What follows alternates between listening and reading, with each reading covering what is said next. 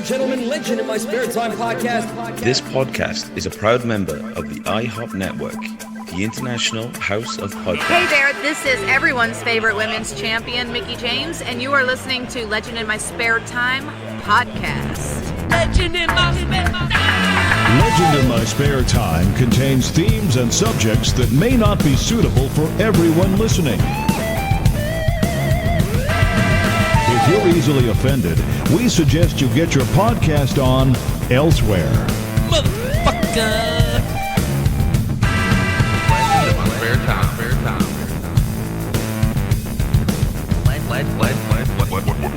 Legend in My Spare Time. Don't put on airs because I'm here, guys. All right, good. Thank you very much. All right, here we go.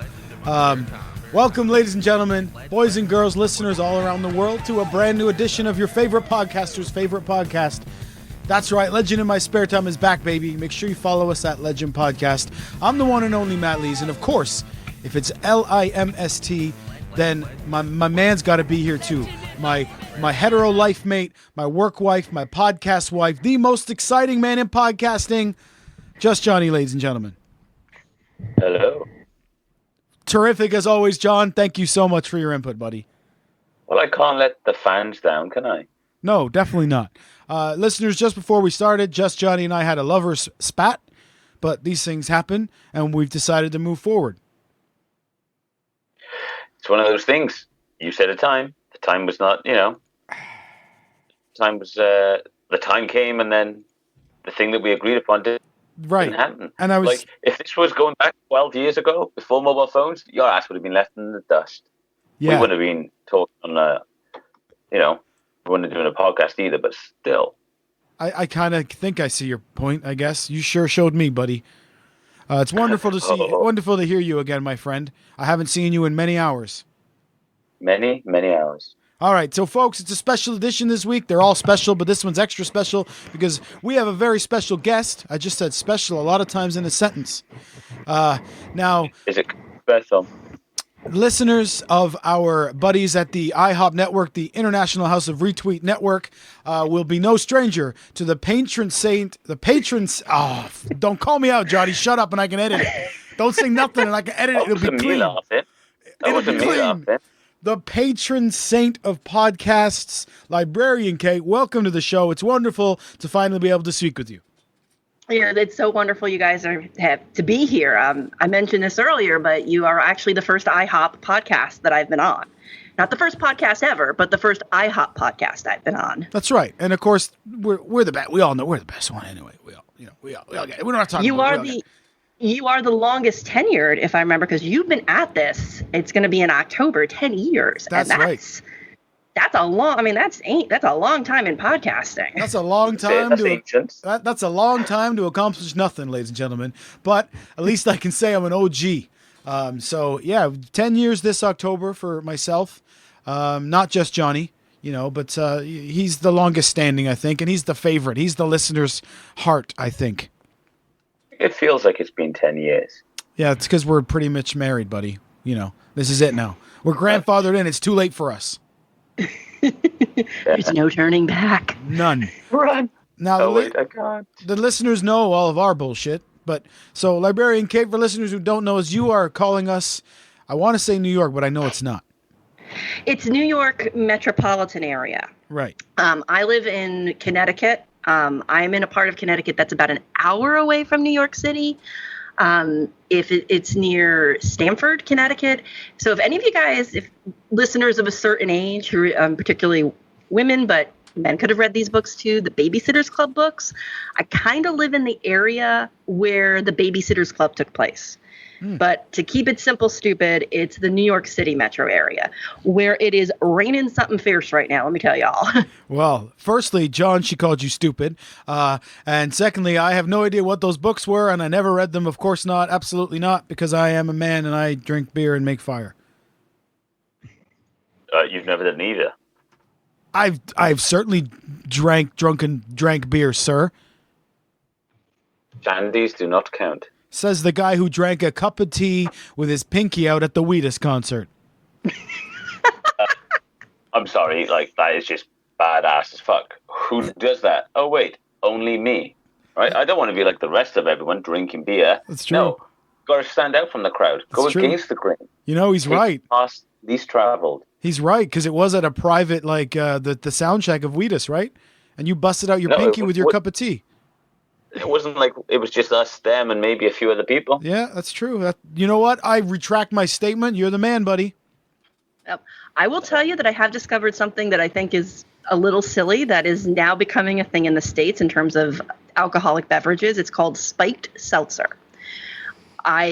When my mom and my sister and I went down to Billy Joel, we get to our seats. My sister's like, go get me a drink. It's like, you want beer? You want a wine? She's like, no, get me a spiked seltzer. And I'm like, what?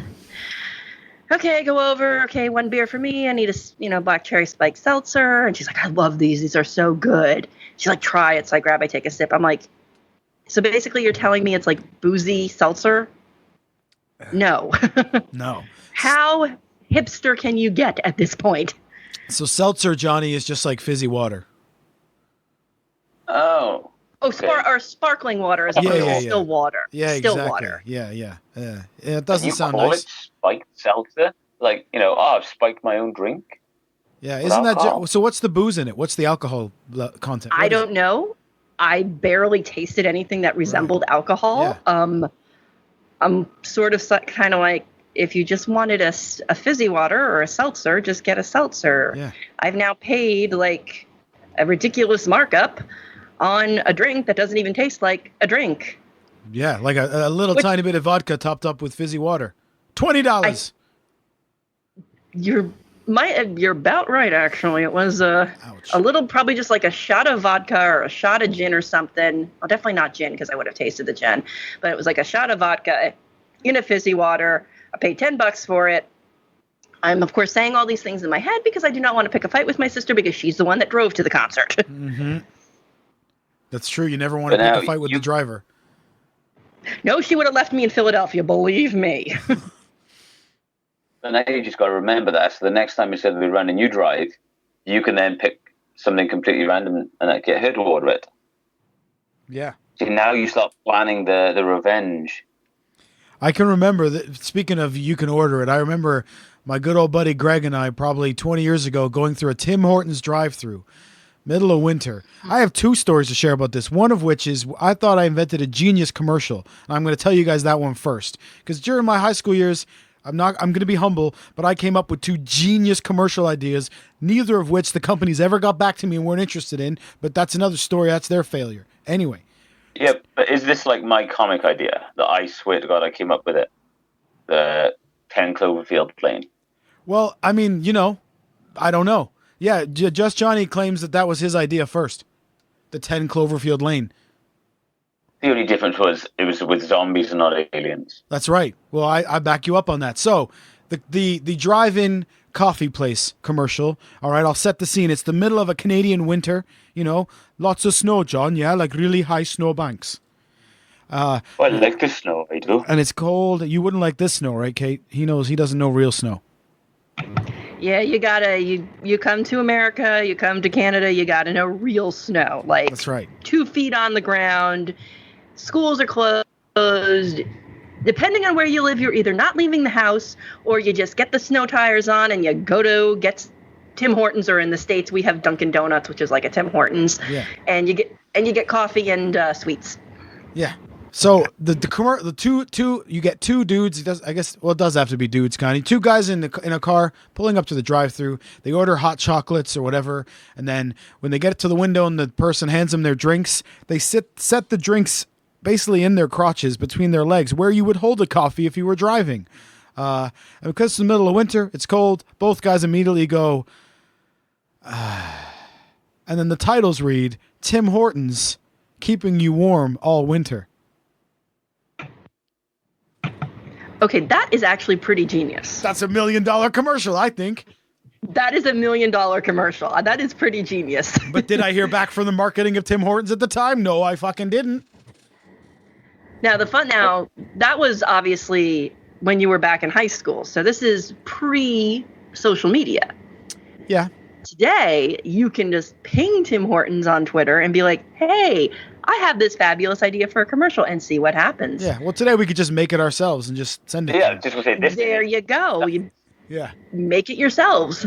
Yeah. So that was the send to them and be like, get in touch and we'll let you know what to send our checks. Yeah, or just a gift card. I'm easy, man. Just give me a couple gift cards. We'll call it even, It's just, a couple 100,000. Yeah. And stranger things have happened. There was, and I'd have to double check my accuracy on this, but one of the Doctor Who seasons, I think it was Peter Capaldi's first, someone had done fan art of a proposed opening titles for the show, for his run.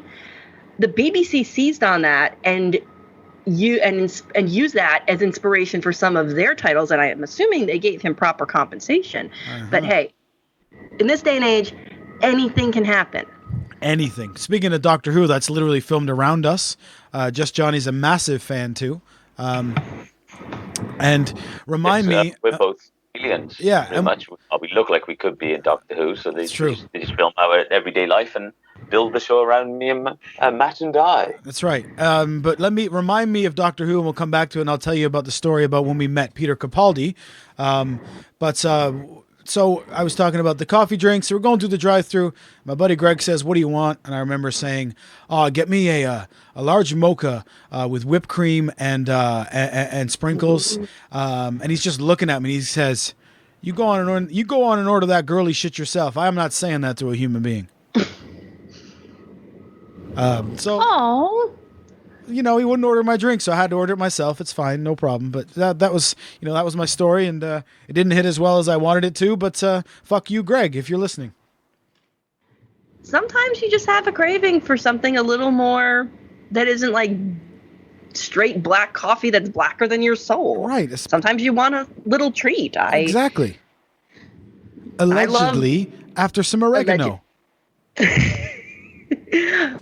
I have to tell you, I have shared that euphemism, oregano, with several friends here in the U.S. Yeah. They love it. Like, you didn't hear before we used it? I have you guys were the first time I've heard that used, and as I share that with friends, they're like, "That's pretty damn good." I was like, "Thank you." Yeah. It's because, I hate to admit this, but it's because there's an emoji of oregano. And when I used to send it to one of my buddies, it used to pop up as an emoji. So now we just send that back and forth. So that's where it comes from.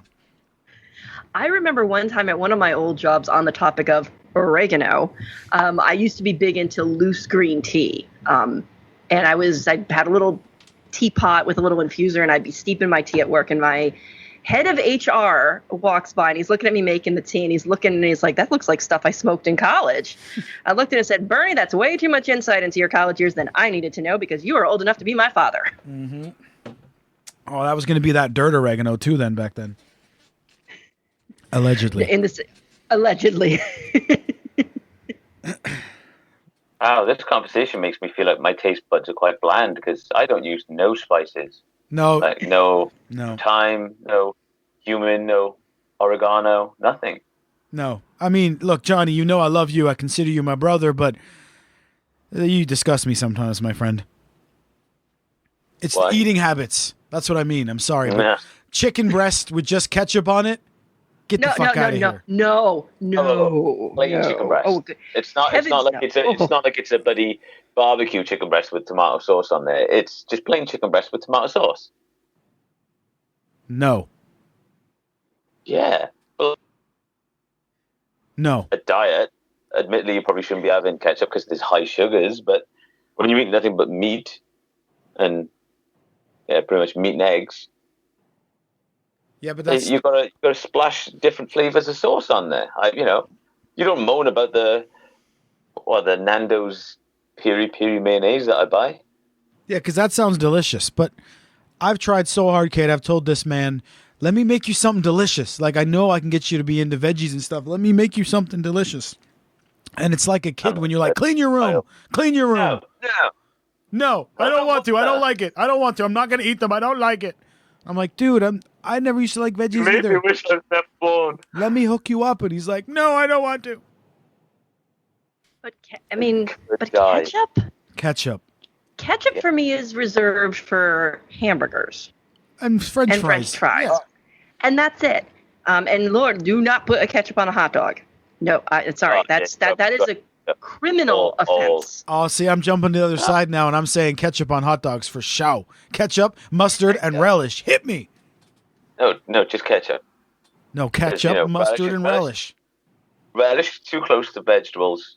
There's onions and stuff in there, and then there's he's trying to sneak me vegetables. So relish, no.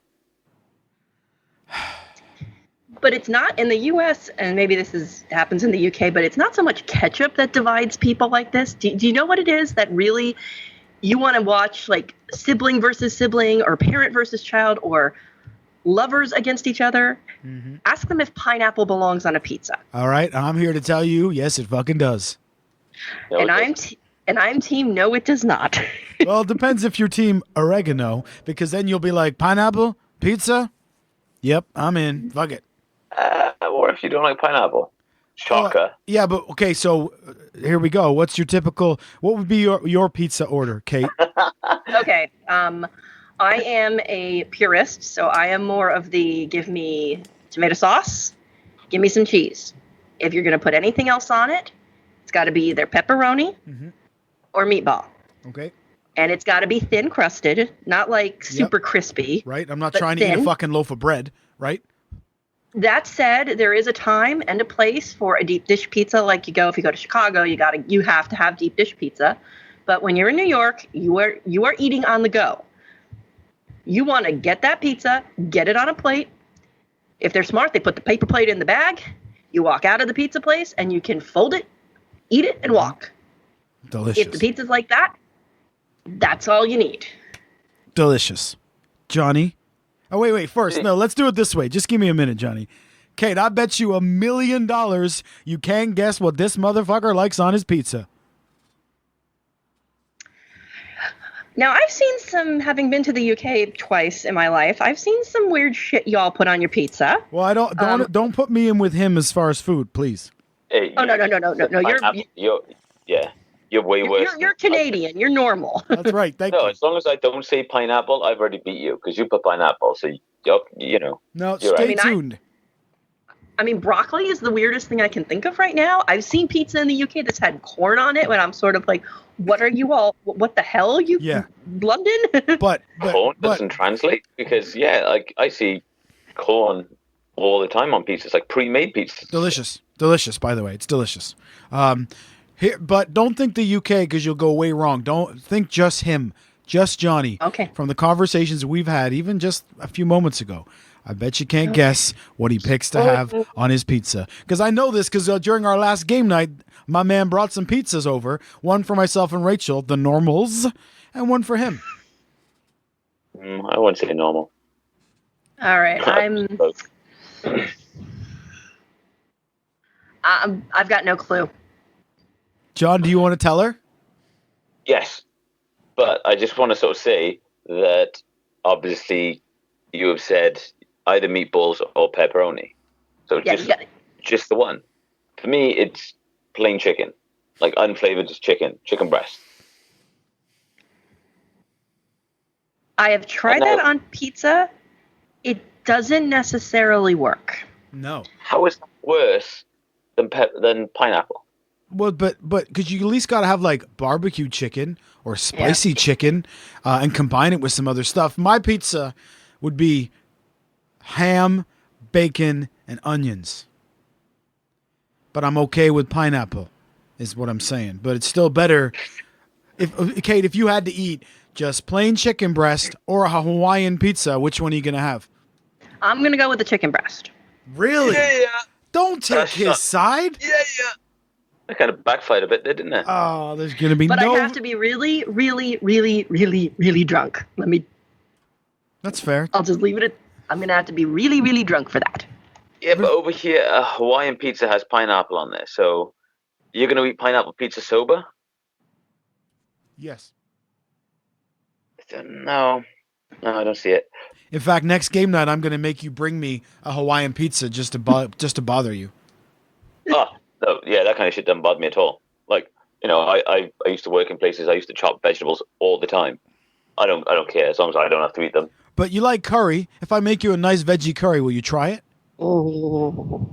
See, I've tried veggie curries. Yeah, but will you try mine?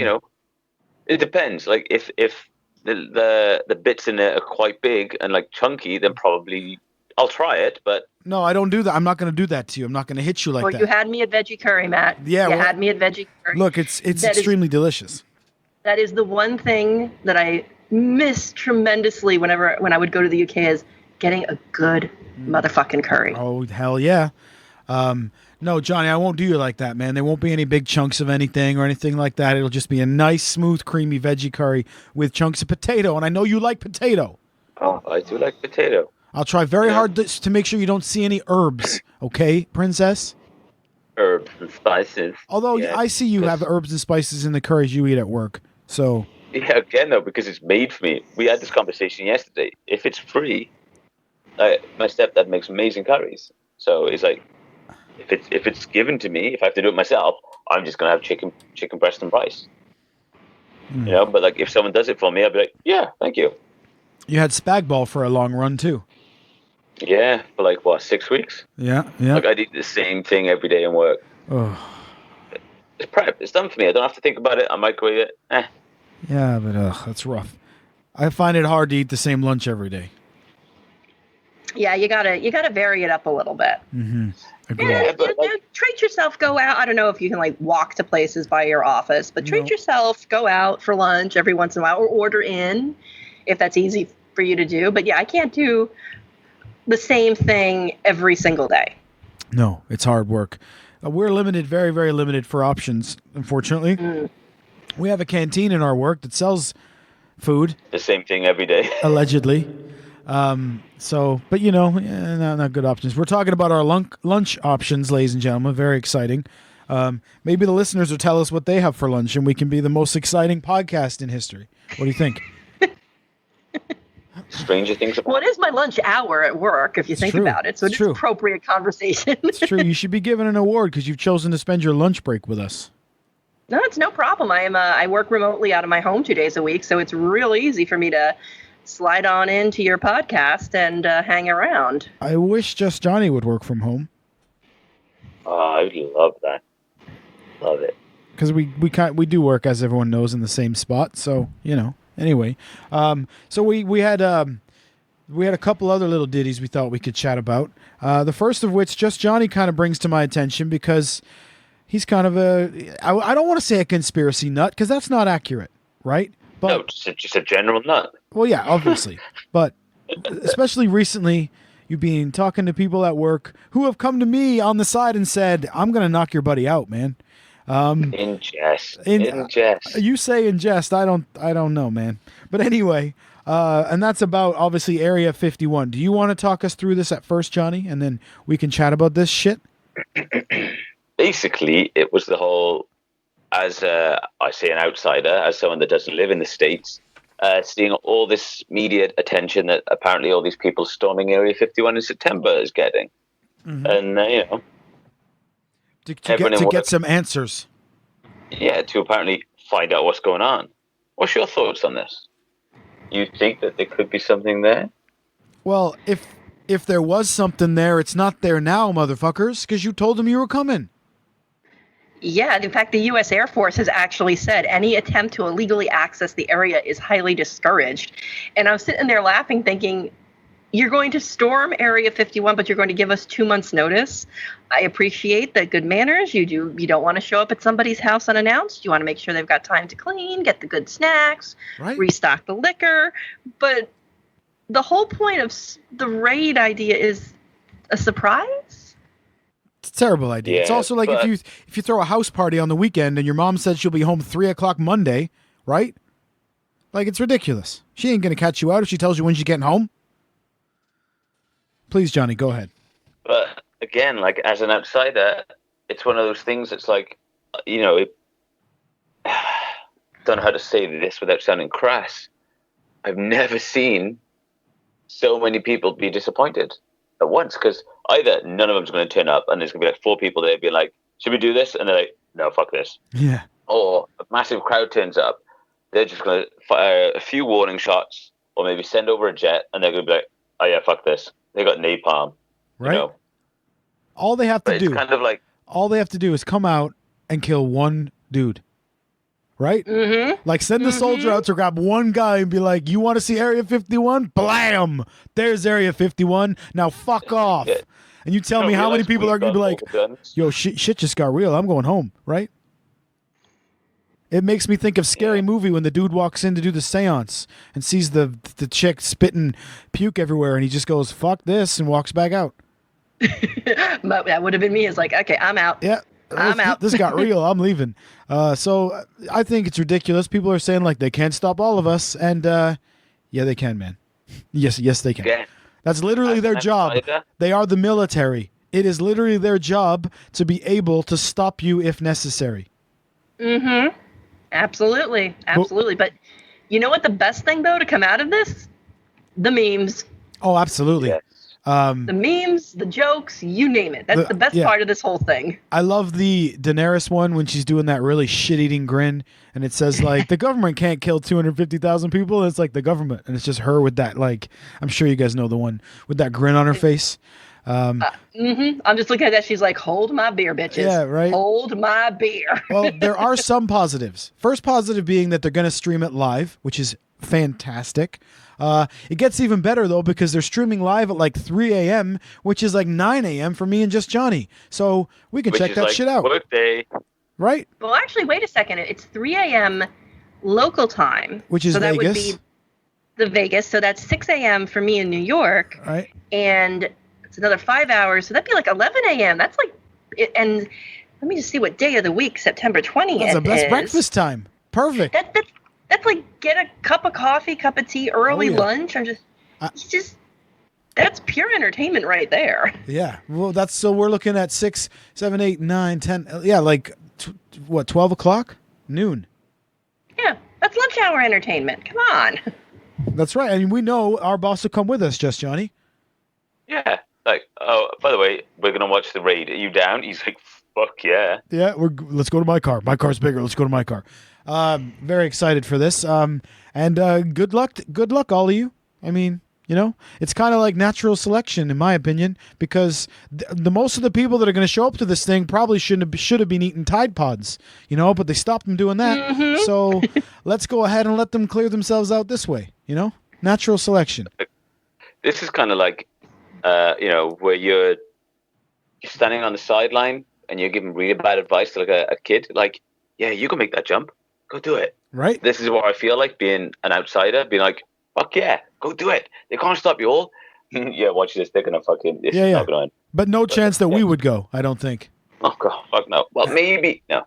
No, not at all. Maybe if there was like another mountain sort of just off to the side, so we'd be like, yeah, let's go back there and watch the raid. Kind of like, you know, send all the pawns in first. Yeah, it's cute that you're Welsh and you think there are mountains everywhere. I've been to Las Vegas. There are none.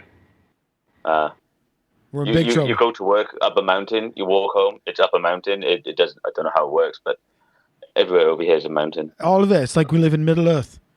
It is very pretty. Matt sent me a few photos. Like, that is very pretty, but I can tell you, having been to Las Vegas, it is very flat and very hot. And I don't care what people say, that it's a dry heat. It's not humid. It's still hot. Yeah, hot is hot. Yeah, hot.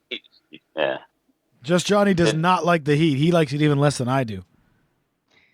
Yeah, and y'all are having have had, I don't know if it's broken, but you've had very unseasonably for the UK high heat. Yeah, and Just Jonny is very 25 degrees Celsius. Yeah, just Jonny can describe it very eloquently, his feelings on the hot weather. Go ahead, Jonny.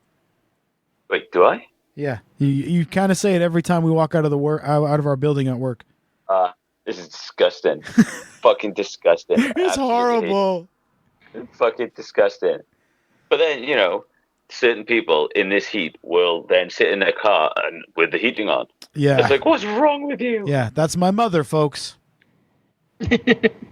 Well, it's actually going to be a lot worse this weekend. I'm just Googled really quick, and for your reference, they're talking around 35 Celsius, which is 95 Fahrenheit. Oof. And you can survive that. You throw in the heat index, what it really feels like with the humidity and everything, and they're talking it's going to feel like around 40 Celsius. Oof. Yeah, we're under. Yep, it's going to be disgusting in New York this weekend, and and I have to be outdoors in part of it, but fortunately it's a pool party, so at least I can either stay in the pool or stay in the air conditioning. Yeah. It sounds horrendous. Yeah, it's not. I love summer. I don't love this kind of summer. No, one of my friend's little daughters was complaining yesterday. She's 4 years old. She was complaining the sun is too up, and I'm like, Ava, honey, I get it. The sun was too up for me too. It's too hot. Yeah, too hot. Call the police and the firemen. According to the BBC weather, we have weather warnings tomorrow starting at 5 a.m. for rain. Nice. It's going to cool down a little bit. Yeah. It's still going to be hot, though. That's right. Highs of 20 degrees. Oh, even thunder. We might get thunder. Excellent. Which is very nice here in the mountains. Now, speaking of sounds horrendous, right now, of course, as we speak, is San Diego Comic-Con. Look at that fucking segue. Now, I can say that because I've been to Dragon Con in the middle of August in Atlanta, Georgia. So, and let me just say, damn. Like, you think you know hot, and you think you know busy, and you think you know, I'm going to say it, stinky? Damn. But what a phenomenal time, though. Incredible. I'd like to take Just Jonny one day, but he's frightened. Yeah. I have told my mother, and she lives in the... Oh, I'm sorry. We're all talking over each other. Go ahead. Kate, go ahead. Yeah, I've told my mother, who lives in Florida, is like, I don't visit you between April and October unless it's an emergency. I don't want to die. No, exactly. Jonny, please. I said I'd go. I'd be up for it. All right, fine. Well, you got to clear that criminal record thing first, buddy, and then we can... I told you, I bought this name clean.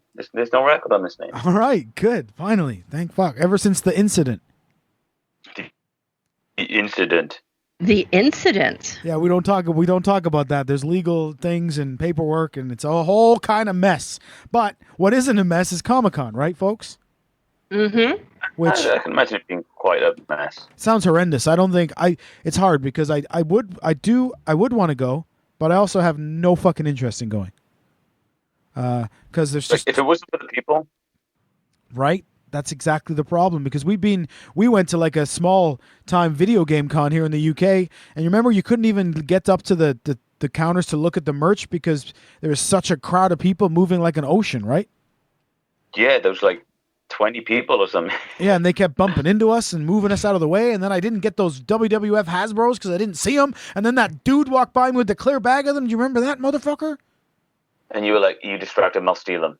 I tried, you chickened out. But anyway, he had like 3 in that bag I needed, by the way, ladies and gentlemen. I need 11 of the original WWF Hasbros. Like 11 of like a whatever the collection is, all the series. And this dude had like 3 in a bag, and I was like, where the fuck did you get those? And he said, oh, that dude over there sold them to me. I bought the whole bag. Asshole. I would have... Anyway. I would have bought them. Right? I would have given you more money for them, man, because I was more... Because it wasn't even like he was enjoying his purchase. You know, he was just kind of like, oh, yeah, I bought some plastic wrestlers. And I was like, no, can I just have like 3 of them? What did you pay? Let me buy like those 3. Maybe 4. Okay, these 5. Let me buy these 5. Anyway. Give me the bag. I'm all emotional now. I've worked myself up. But Comic-Con is here, ladies and gentlemen. What a segue. And what are some things that we're all looking forward to, Jonny? What do you hope to see announced at Comic-Con? Comics. You know, I know he's being flippant when he says that, but he's got a point. Yeah, he does. You know, that's the problem, because I know he's being a jerk, but sometimes he makes good points too. And then there's that fine line of letting him know and acknowledging his cool moment, or being like, you're a jerk, you know? No, because there is a few teasers and stuff of people, like, for instance, Alex Ross. Again, I don't know if any of you are sad to like certain artists, but he's the one that does all the sort of watercolor paintings of people. I say watercolor, but they're stunning. I've seen some of them at New York Comic Con. They are absolutely stunning. I think he's unveiling a new sketchbook at San Diego Comic Con, so he's sort of unveiling it there first, and it looks absolutely stunning. That's awesome. Admittedly, I've only seen the front cover of it, but it's like, you know, you see a lot of people like Jim Lee, Todd McFarlane, like all these are at San Diego Comic Con, and it's like, you know, some good shit's got to be coming from this. Absolutely.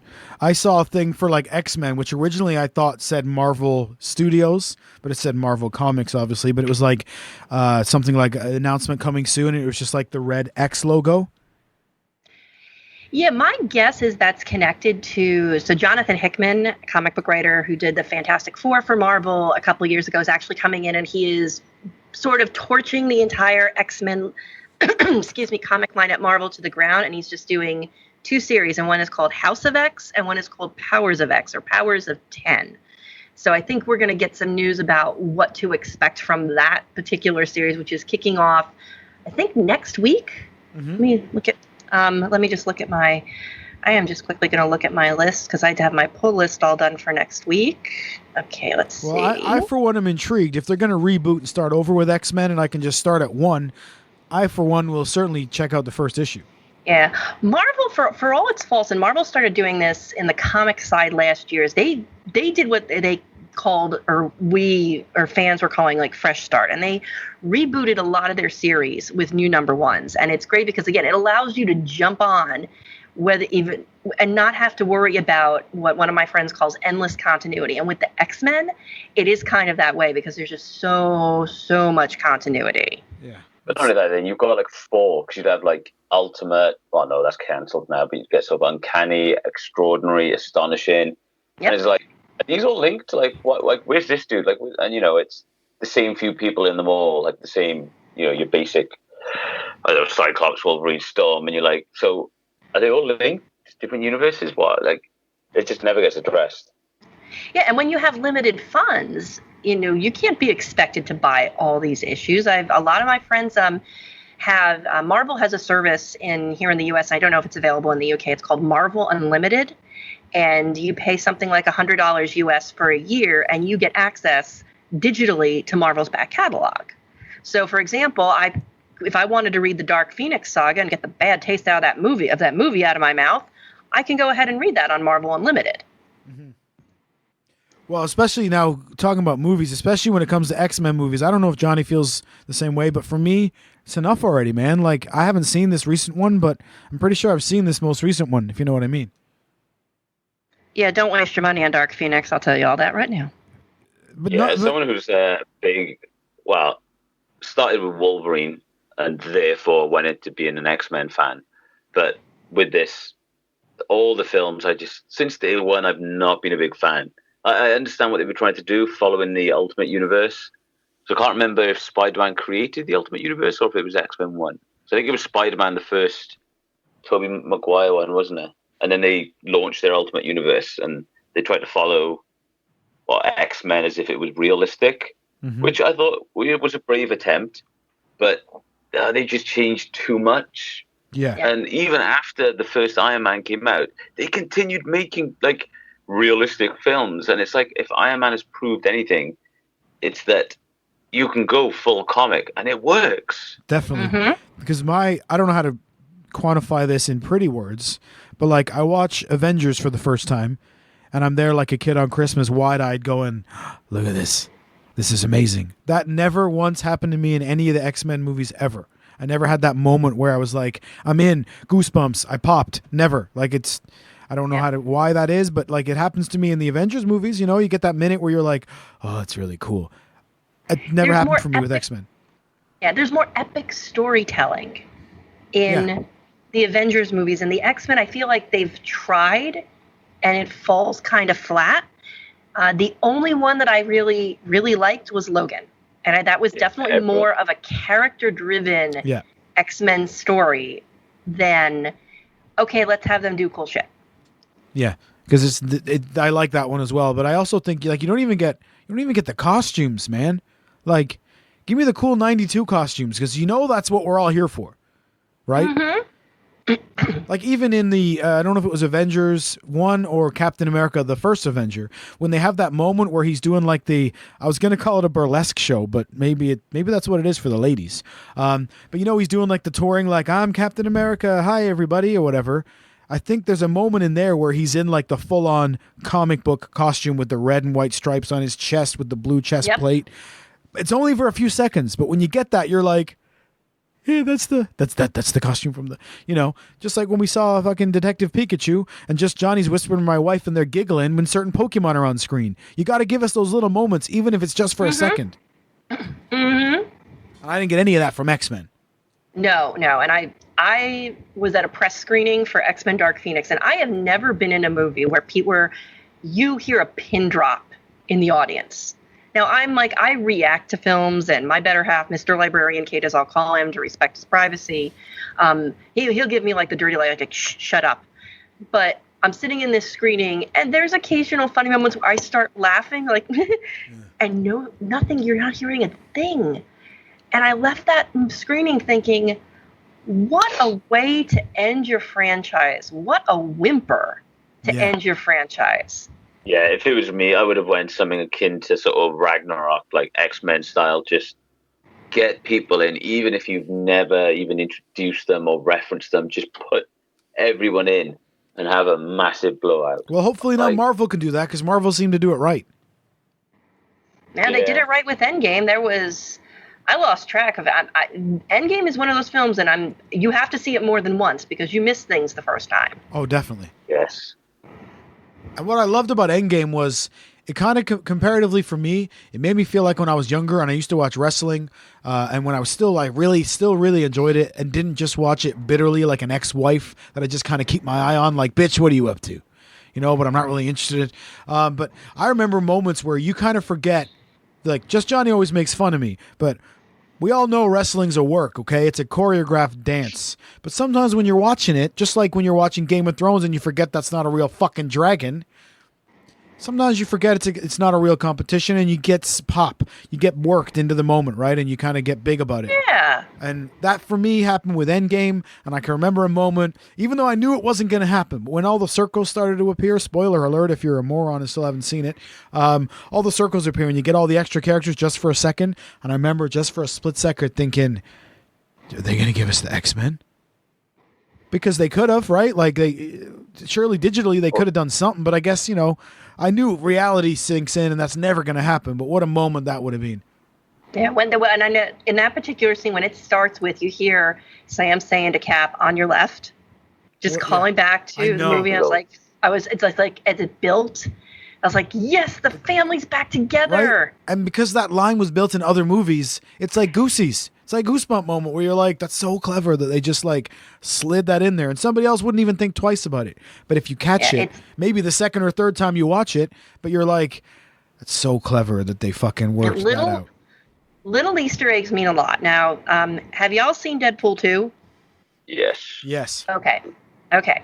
So there's a little joke in Deadpool 2 where Deadpool makes some reference about the guy who can't draw feet. And Rob Liefeld. I lost my shit in the movie theater, and Mr. Librarian Kate is looking at me like, what? Yeah. So I'm like, I'll explain to you when we get out of the theater. But just little things like that make the movie appealing for both old and new fans. Yeah, I'm sure. You have folks they're just like Mr. Librarian Kate does not read comics, but he loves the MCU and related properties. I read the comics, so it's like when I hear something like that, it's like, yay! It's for both people. Mm-hmm. There's a lot of references in there that if you know the comics, like, you kill Black Tom? And it's like, if you know the comics, you're like, there's Black Tom Cassidy. But then if you don't know it, it's just like, it's actually a white guy called Black. It was a funny little joke. Exactly. It's like, it works for, you don't have to explain it, but if you know the detail, then you're loving it. It's funny. I think Just Johnny and I had this exact same moment if we saw it together, with you laughing at that exact joke and me going, what the fuck? But of course, now I often hear Just Johnny's rants about this gentleman who can't draw feet. The thing of it is, right, obviously, here he goes.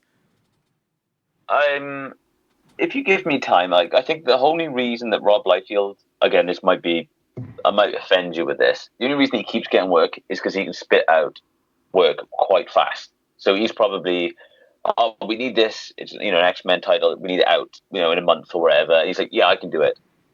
And he can't draw feet. He struggles with backgrounds.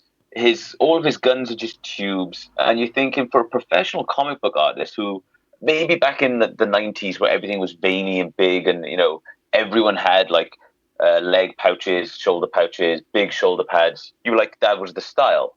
But a lot of the other artists that I love, like say Jim Lee, his artwork has progressed, or Dave Finch, like they've all progressed and kind of they've really tightened their artwork. So when you look at it, you're like, there's you know what it is. Some of his stuff, even in like today's, like the recent comics that he's doing, you're like, how is this guy still getting work? Again, I probably couldn't draw either as quick or as good as him at the moment. But if this was my job, my life, like this is something that I would have nipped in the butt and sorted out like within the first, couple of issues. Like with initially, come on. I don't know if you've drawn or sketched or something. A lot of comic people kind of do dabble at once, but you look at something and you're like, that's wrong. You know that it's wrong, so you work on it. He doesn't. Oh, there's guns as well. And it just frustrates me because he keeps getting work.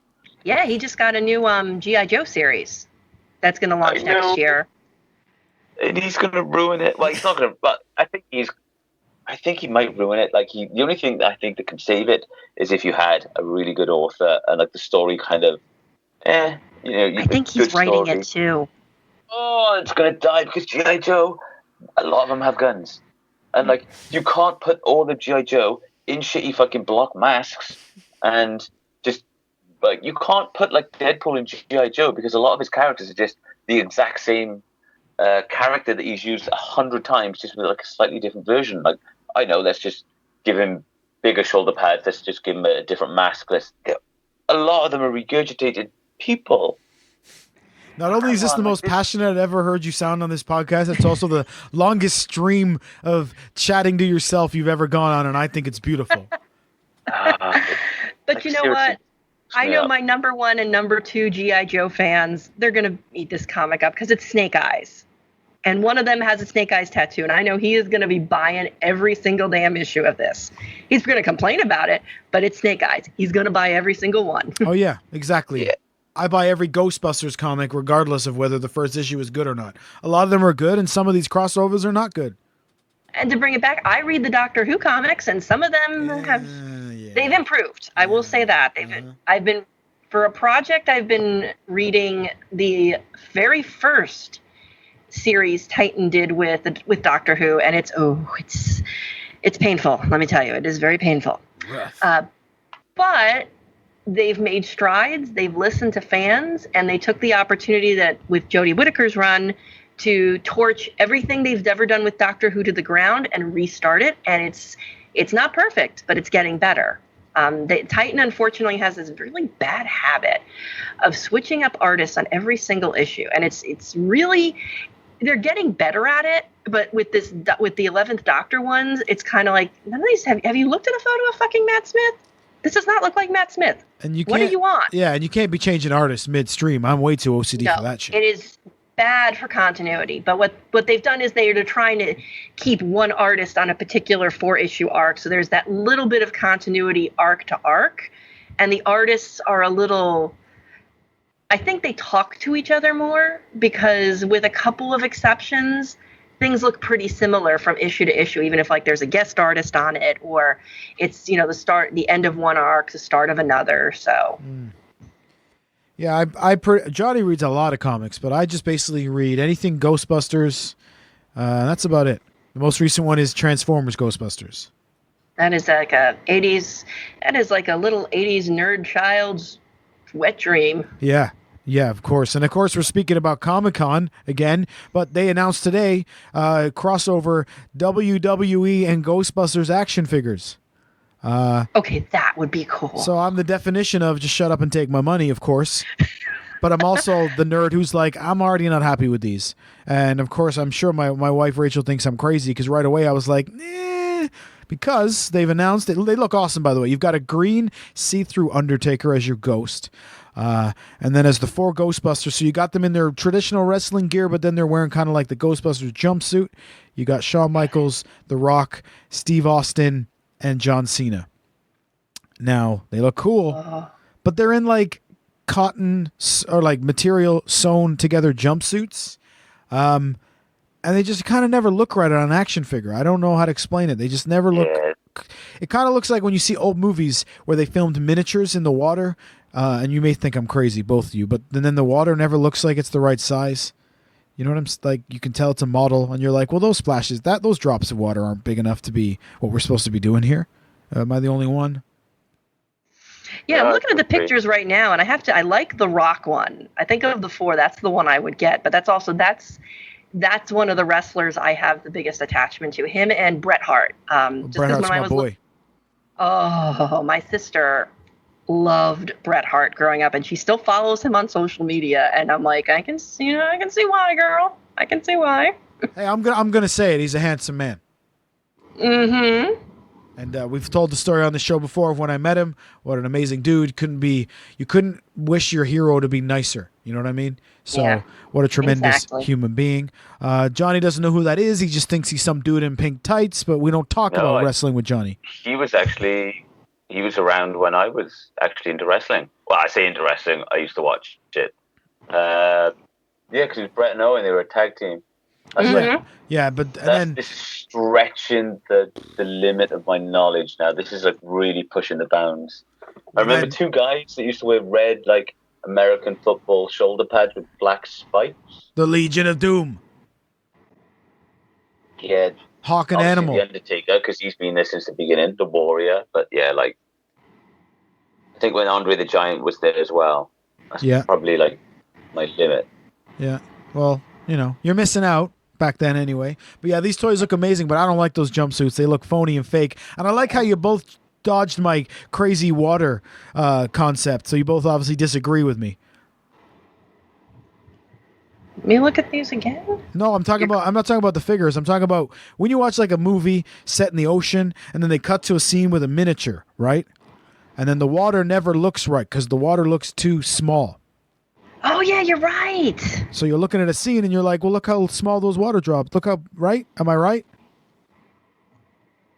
Anyway. It's something with the perspective. It doesn't look right with the perspective. I know where you're going with this. Because it's filmed with a miniature, so it's not a real-size boat. Therefore, the ocean and the splash of the water is not going to be the right size. Maybe I'm crazy. Maybe other people will back me up on this. But anyway, my point was, that's how I feel about when you sew a little jumpsuit and put it on an action figure. But you'll still buy them. Well, of course I will, and I'll probably end up buying 2, right? 1 in the box, 1 to let it breathe. Danny Abbott knows what I'm talking about. Let him breathe. Gotta play with your toys. Don't get Johnny started on this shit, because this will be his other rant. But then you can't exactly call them toys. So they're either toys and then you're a kid, or they're action figures. Oh, sorry, they're collectibles, at which point they should stay in the box. No, disagree. And I know Kate disagrees with you too, motherfucker. If we were on video, which we're not because I look a little worse for wear today. I was out last night. And nobody wants to look at Just Jonny. Burn. But behind me, I'll let him have that one. But behind me in my office is shelving that has most of my Funkos, and they're all out of the box. Ooh, John, she takes her Funkos out of the box. That's fine, but let's just say, 10, 15, 20 years down the line, someone's like, you find out, like you see on YouTube, on Facebook now, 10 toys that you had as a kid that are now worth millions or whatever it is. Let's just say 10 years down the line, that comes up again, 10 Funkos before the company went corrupt or bankrupt that are now worth millions. Whose do you think is going to be worth more? Yours that have been opened and dusty and dirty and slightly discolored because of the sunlight, or mine that's still in its box? They're still in their boxes and in a box somewhere because I don't even know where. Well, I think I myself anyway, I'll speak for myself. I keep the box in mint condition, and Funkos, of all things, can be put back in the box with 0 damage. Mm-hmm. That is true. If you take your time and be gentle, treat it like a lady, you can put it back in nice. And that is one thing I regret from... I had to move house recently, is that I did not have those boxes. So we ended up using sandwich bags. So we put everything in little plastic bags.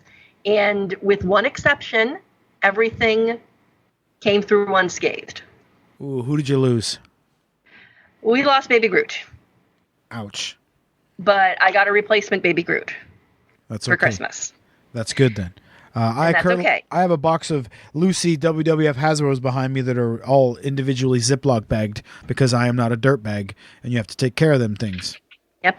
And things like the big Lego pieces that did not go on the moving truck that went in the car with us. Yeah, well, if they were just Johnny's, they'd still be in the box, so they'd be easier to transport, right, John? Absolutely. I mean, think about it. That baby Groot, is it the bobblehead one? Yes, it was the bobblehead one. Have you noticed that over time, his head slowly starts to sort of tip forward? I have noticed that. In fact, the Shuri Funko that both Mr. Librarian Kate and I have, she kind of leans forward like she's a little drunk. Now, do you think that's happening to mine in the box? Mine's still looking pristine condition, I'm just saying, because I'm pretty sure that one comes with like a plastic case that holds it up. Don't get me wrong, I did open one, and it was in my car. Don't ever put it in the car because I think the heat like makes its head go up and down and bobble even worse. And then like I still got one in the box, so I'm like, yep, I'm never going to take you out of the box. Wasn't that Groot the thing that you and my wife all bought each other for like Christmas or something? Yeah, and then I had one off my parents. Yeah. And then I think Christmas I had one off like my sister. And I'm like, I've now got 3 of these. Yeah, because we talked about it coming out. We were at work, I'm sure, talking about this Groot, baby Groot coming out, and I was like, yeah, dude, like, that's so cool. Yeah, I was like, dude, don't order one, man, because I pre-ordered you one, and John was like, oh shit, I pre-ordered you one too. So then we had like between us, yeah, like you said, we had like must have had like 7 baby Groot Funkos. But at least we had them. But when you said about the whole the X-Men movies, enough already, probably going to get myself ostracized here, but I feel the exact same way about Funkos. Enough already? Yeah, now like for instance, like don't get me wrong, some are nice, some are cute, but like do they have to release like 18 different versions of everything? Like I'm pretty sure that there's like 5 different versions of Wolverine, 1 or 2 that you can only get from either SDCC or Comic-Con, and I'm like, oh come on, exactly, like, fuck exclusives. Which I've always, sorry to say this again, Kate, I'm not attacking anyone, but when I do become a famous comic book artist, I am going to release on purpose like special like British or Cardiff Comic-Con covers only to fuck everyone else. That's right, baby. You can do that. There's the big behemoth store here in New York, Midtown Comics, has variant covers for some special variant covers for some issues that you can only get if you go to one of the 3 locations in Manhattan or you order it from their website, which I don't recommend because sometimes they ship a little slow, but still, you're well within your right to do that. But getting back to the Funkos thing, I was looking at some of their blog because I'm looking at some of the announcements that came out, and some of them I'm really excited about. Like we're getting Mad Men Funkos. Did Mad Men air in the UK at all? Yeah. Okay. So we're getting Mad Men Funkos, and I think that's pretty cool. John in the background just went, eh. But then they're also releasing yet another set of Harry Potter Funkos. Yeah, like, okay, well, Harry Potter, I love Harry Potter, but is it enough already with the Harry Potter merch yeah, too? that I love Harry Potter. But it's almost like, how many more Hermiones do I need? So if I'm okay with Funkos, as long as they keep finding new properties to bring to Funko or release them in different ways. Like we're also there's a whole new James Bond series of Funkos. And they're actually, some of them are Daniel Craig Funkos. They're going right to characters from the movies as opposed to, say, a generic James Bond. I'm cool with that. But again, it's like, do I need another Harry Potter Funko as much as I love Harry Potter? No. And like, again, don't get me wrong, the Funkos look, like some of them, you're looking at, say, Wolverine, Batman, Superman, and you know who it is. And you're like, that's kind of cool. But when they try to do sort of real people, if you took the James Bond, like, if he was just there in his suit, no gun, and put him next to, say, a madman, character in a suit, you're like, I don't even know who is who. Exactly. There's only so much you can do. Like, I forgot the company, but maybe it was the Metal ones, or there's another company out there that does action figures like this. But they put a little bit more sculpting into it, if that's the right word. Makes it a bit more real. And, like, I'm looking at them, they look so much better. Yeah, I mean, I've said enough. My wife, we've said enough already with the Funkos. But also because I can't have them all. So I just had to stop because if I keep buying Funkos, we all know the curse, which is you're going to keep buying them. So then I see things like Saved by the Bell. Oh, I need this. Stranger Things. I need this. I'm just like, we're not buying any of these. Even like my Ghostbusters addiction is bad, ladies and gentlemen. I'm going to be honest with you, but I don't have any Ghostbusters Funkos because I haven't gone there, right? But even with the wrestling figures, I made a point at one point where I was like, all right, I'm only buying the old retro, the new retro style figures they're releasing, and I'm going to finish the house. That's it. I'm only going to do those two things. That's it. I can't buy all these fucking figures because I have to buy a whole house just to put figures in, you know? So that's how I feel about Funkos, because also then your whole collection looks the same. Yeah, I'm lucky that when we found the place that I'm in, that they have this shelving, because I was getting critical mass and I was really running out of space. They do look bad, and you're right, because they take up a lot of space. But then when you open them, for example, I've got the Goonies Funkos and I opened them. But those are unique. They're good moldings. They're wearing kind of cool. By their clothing, you can tell what they are. These ones are awesome. They look way better out of the box. But if you look at ones like they did Big Bang Theory, and let's be honest, those are just basically a dude wearing a Green Lantern t-shirt and a dude wearing a Flash t-shirt, right? Yes, because I bought them for my mother. Well, the show's great. I think Just Jonny hates it, but in my eyes, they're not real nerds. There's some stuff that they're saying and talking about, and you're like, oh, for instance, I'm pretty sure they all have Alienware laptops, and I'm like, if you're actually into gaming and PCs and stuff, you would not go to Alienware. It's the same with people going to Apple. You wouldn't waste your money on Apple because their old slogan is now being reversed. It doesn't cost less and do more. It costs more and does less. Same with Alienware. You're paying for the sticker. You're paying to have a little glowing alien face. You can build yourself, which if they're nerds they would do, your own PC for half the cost, and it'd be the exact same specs. And I'm like, oh, that's just one of the things. Again, I don't want to go into a rant about all the other shit that kind of pisses me off. I've heard this rant before, though, about the laptops. They totally wouldn't have Alienware, man. Again, if you've seen, where people post clips, same with Friends. I love Friends, but, you're watching a clip when they remove the laugh track, and you're like, yeah, this is just cringy. Yeah, but that would definitely be cringy, though. But there are also lots of gaffes and bloopers in Friends now that you can watch it in HD, right? Oh, yes. Sometimes we'll be watching, my wife and I'll put it on sometimes when we're eating dinner and stuff, and there'll be times where she'll just suddenly yell out, "Who was that?" And you'll rewind it and it'll be like, Monica, Monica, Monica, not Monica, not Monica, Monica, Monica. It's crazy that, but they wouldn't have thought back then that it was going to get digitized and upgraded and all that sort of shite, but it's funny when they miss those kinds of things. Continuity is a bitch, isn't it? Yeah, there's another cool moment in the original Beverly Hills Cop. When Eddie Murphy busts into that one club. I think it's the one where it's either the one where he's talking about, I need to talk to him myself because this is bad news. I got a call from the clinic. And then he ends up getting in a fight. But there's a moment where a dude kind of throws him over a table. This could be any of the Beverly Hills Cop movies, I've just realized. But there's a distinct moment where for a couple of frames, you see the stuntman that the dude's throwing. Now, usually they give you the stuntman's back so you don't see his face. But in this one, clear as day, because you're watching it going, Eddie Murphy, not Eddie Murphy, not Eddie Murphy, Eddie Murphy, Eddie Murphy. I love those little kind of moments. But those kind of moments sometimes make Just Jonny angry, I think. It lends a certain sense of charm to the movie, if you think about it. It makes you feel like, no, the special effects, weren't there back then, and it's kind of fun to see just that little blooper. Yeah, but if you see it in modern stuff, then you're like, this is unacceptable.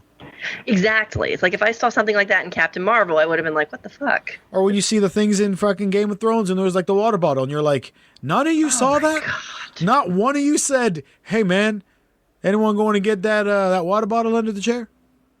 Nobody saw that, huh? And went through all those people. It's not like me and Just Jonny made it on my iPad and then uploaded it and went, oh shit, we left something in the shot. No, this is Game of Thrones, HBO, people, the biggest show in the world. And I put my conspiracy theory hat on with that one because the first time it was an honest mistake. The second time I'm kind of like, you're doing this for the fucking attention. Yeah, surely this once, right? To be honest, oops. Though, I don't know if I'd agree with you because if you put that in like your Game of Thrones, this is the final season. You don't need much. You don't need this negative attention, given how slated you're getting online. If anything, I think they probably would have tried to take it out and spot it, because it's like, yeah, we're getting slated. Let's not piss them off even more. Oh shit, we left a coffee cup in. And they George Lucas. San Diego. Well, they George Lucas special editioned it, right? And they went back and took it out. Yes, they did. So now it doesn't exist, like it never happened. Yeah, I don't know if they did that with the water bottle though, but I know they definitely did that with the coffee cup. Because the internet always forgets, right? Screen caps live forever. Yeah, that's true. Every now and again, you'll see a meme of it, and you'll go, "Oh yeah, oh yeah." Well, you know what? This has been fun, but Librarian Kate, our dear guest, is on her lunch break, so we should probably at some point wind ourselves down and let you get back to work. Did we have any final thoughts or comments that we didn't get out? Johnny, first, or either one. One thing. Speaking of Game of Thrones, aren't they supposed to be at San Diego Comic-Con? So one of the things they are. Forward to is to see their panel, because there's been talk online about, like, on Reddit, like discussion saying we cannot get on stage and boo them because this will kind of put them on the defensive. This will make them seem like the victors. We have to sort of rip them apart correctly. And then there's a discussion on how to properly emphasize to them that they fucked up. And I was reading it thinking, I wish I was there just to see this. Well, they need wrestling fans. They need a "you fucked up" chant. I think someone was talking about, like, you know, the golden harpy masks, like when they take that one town and everyone's wearing like golden harpy masks as they attack. Yeah, someone said we should all just pull them out and just stand there in silence. I'm like, that would be freaky. I love the petition to get them to redo the season. It's almost as ridiculous as a bunch of people saying that if we show up, the government will tell us all their secrets. Look at that, wrapping it up in a nice little bow on our way out the door. Okay, that beautiful bringing it full circle, absolutely, Matt. That is like you stuck the dismount. Stuck that dismount, just like Johnny does every time. Now, but you didn't give us your thoughts. Maybe you did on what you're looking forward to at San Diego as we finish off. For me, I think the big thing is Marvel is coming back to Hall H. They weren't there last year. So, of course, everybody's wondering what news about Phase 4 are they going to drop.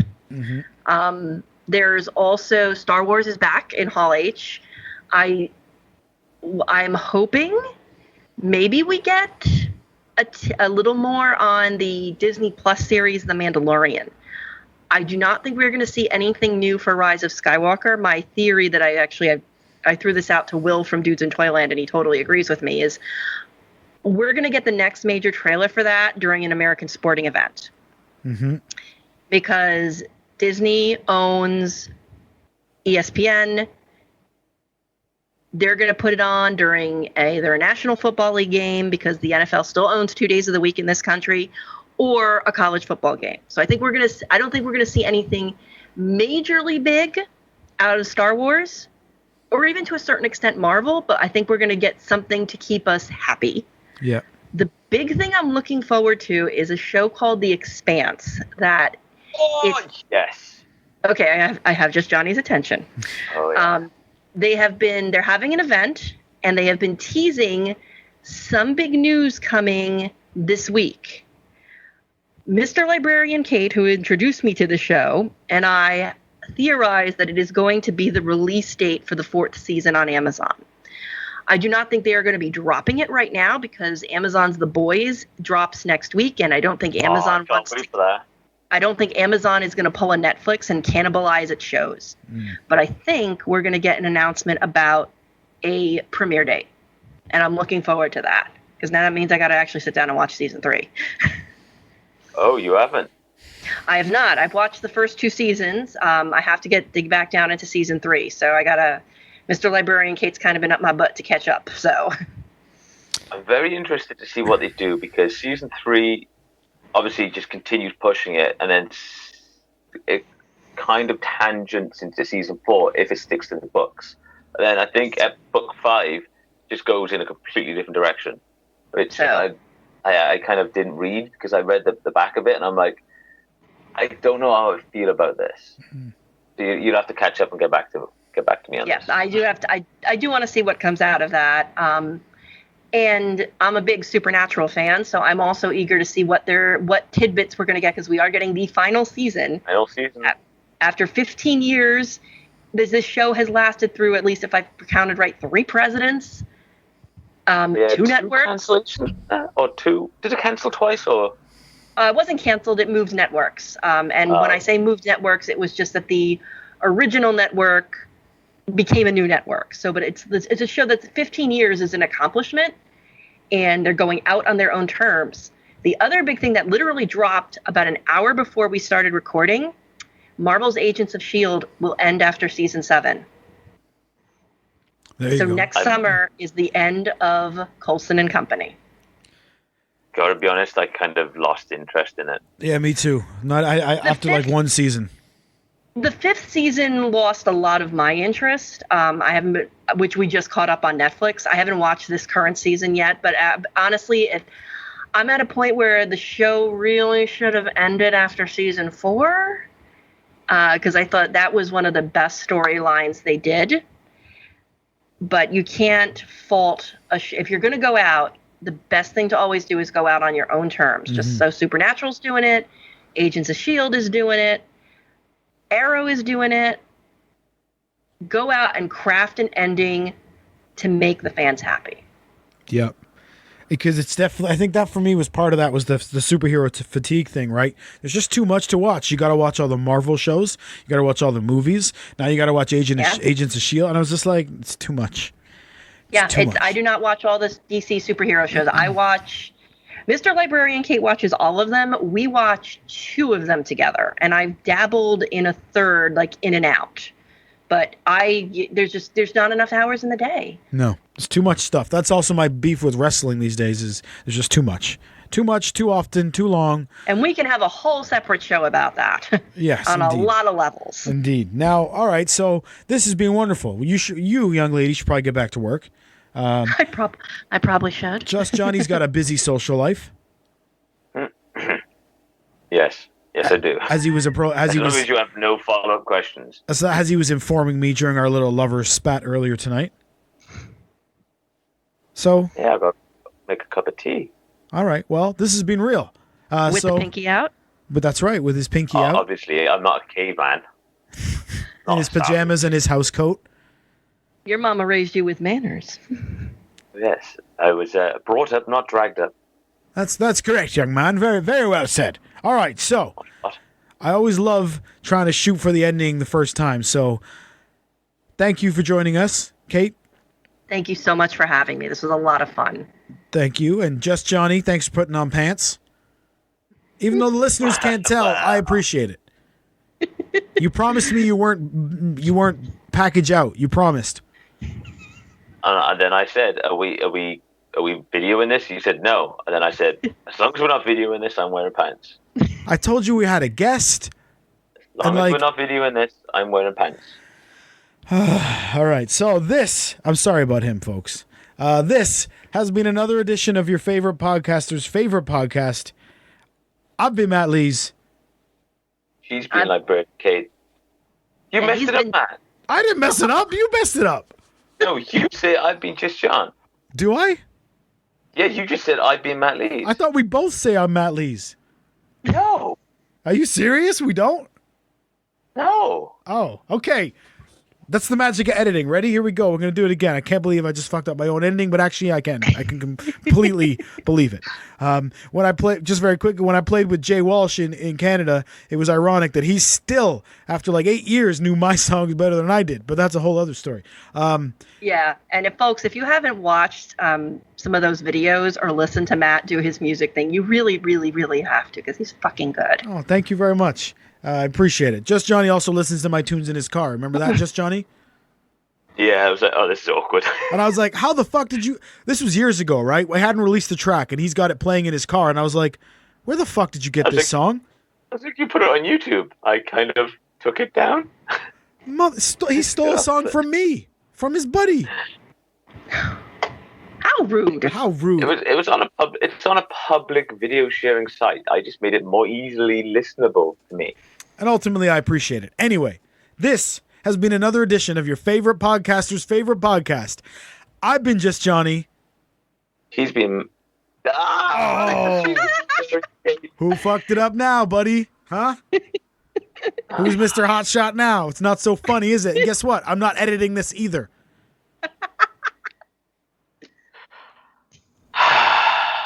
I've been Just Jonny. She's been Librarian Kate. And I've been Matt Lees. Get the fuck off of my podcast. Motherfucker. Legend in my spare time.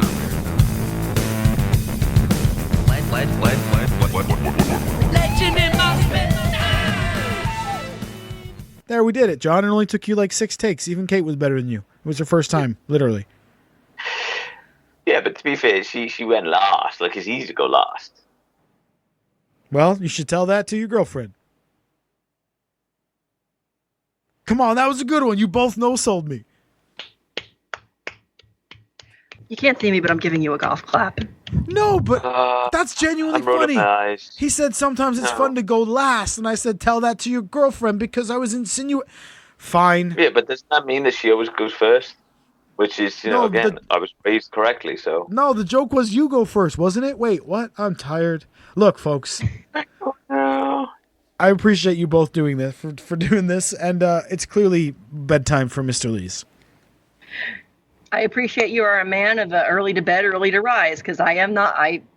When I was up doing the Lego last weekend, 2 a.m., I was up till 2 a.m. on Saturday. Ugh. And I'm like, okay, you got to go to bed. You got to go down to your niece's birthday party, and you're not going to be yawning in everyone's face because your mother ain't going to let you hear the end of it. Go to fuck to sleep. Yeah. But I don't stay up that late normally. I'm normally in bed by like midnight, like 11. So I appreciate that it is your bedtime right now. I'm in REM sleep by like 11. Come on now.